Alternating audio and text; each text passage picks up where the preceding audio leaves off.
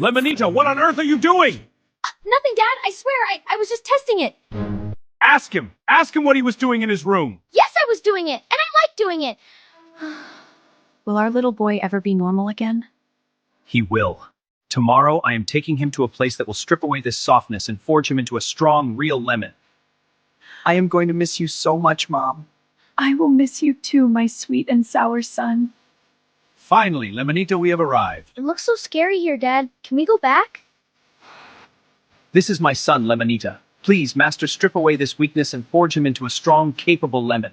In exactly 6 months, your fragile boy will be a fearless fighter. Careful, lipstick kid. Watch your step. We don't want those pretty bangles to break on you. 6 months have passed. I miss our child so much. Yes, by now he must have become a magnificent fighter. What the hell is this? What have you done to them? I'm Mr. Lemon.